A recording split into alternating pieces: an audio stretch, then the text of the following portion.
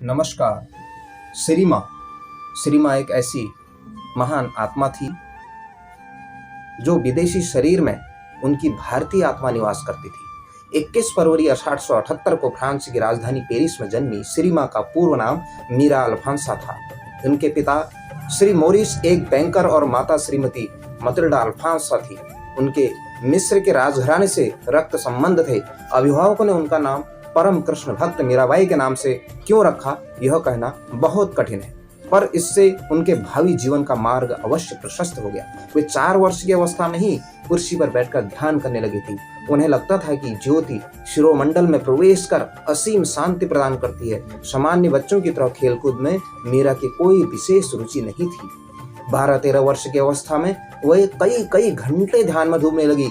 इधर पढ़ाई में भी सामान्य पाठ्यक्रम के साथ साथ गीत, संगीत, नृत्य, साहित्य, चित्रकला आदि में खूब रुचि लेती थी। उन्हें लगता था कि उनका सूक्ष्म शरीर रात में भौतिक शरीर से बाहर निकल जाता है। उन्हें लगता था कि विशाल सुनहरा परिधान पूरे पेरिस नगर के ऊपर छाया हुआ है, जिसके नीचे आकर उसने छूकर दुनिया के हजारों लोग अपने दुखों से मुक्ति पा रहे हैं। माँ मीरा की नींद में हुई कई ऋषियों के अनेक अलौकिक शिक्षाएं मिली। एक प्रभावी व्यक्तित्व उन्हें प्रायः दिखाई देता था, जिसे वे कृष्ण कहती थी।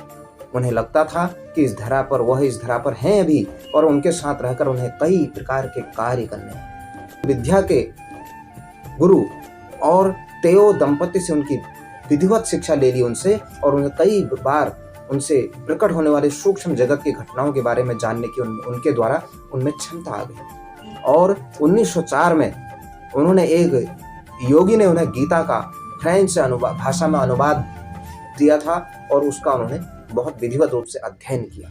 इसे पढ़कर मीरा के मन में भारत और हिंदू धर्म को जानने की जिज्ञासा और लालसा और ज्यादा बढ़ गई। वहां आते समय मीरा ने वह गुह्य चक्र उन्हें देकर किसी योगी से उनका रहस्य पूछने को कहा था। श्री अरविंद ने यह रहस्य उन्हें बता दिया था, पर जब पति ने वापस आकर मीरा को यह कहा तो मीरा तुरंत पांडिचेरी के लिए चल दी।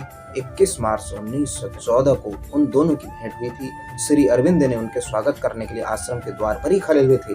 मीरा ने देखा कि वे ध्यान में के समय जिस महामानव के दर्शन करती थी वह श्री कृष्ण वस्तुतः श्री अरविंद ही तो हैं। मीरा 1 वर्ष वहां रहकर फिर फ्रांस, जापान आदि देशों में गई। फिर वहां से वे 24 अप्रैल 1920 को सदा के लिए पांडिचेरी आ गई।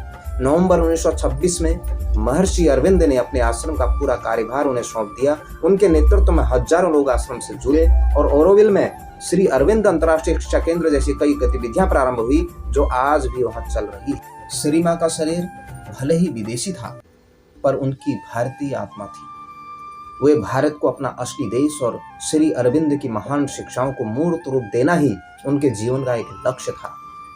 वे मानती थी कि भारत का जो ज्ञान है वो संसार को रास्ता दिखा सकता है, संसार की उन्नति में सहायक हो सकता है। भारत विश्व गुरु था, विश्व गुरु है और विश्व गुरु रहेगा। ऐसा मानकर उन्होंने अरविंद की महान शिक्षाओं को पूरे दुनिया में फैलाने का जो प्रचार प्रसार का काम किया वह सदियों तक याद रहेगा। और उन्होंने अपना इस भारतवर्ष में महर्षि अरविंद को गुरु बनाना ही अपनी नियति समझी। 17 नवंबर 1973 को अपनी देह त्याग कर वे सदा के लिए इस लोक से चले गई और कृष्ण के चरणों में विलीन हो गई। ऐसी महान आत्मा श्री माँ, जो विदेशी होते हुए भी जिनके अंदर भारतीय संस्कारों के बीज प्रस्फुटित होते थे, उनको नमन।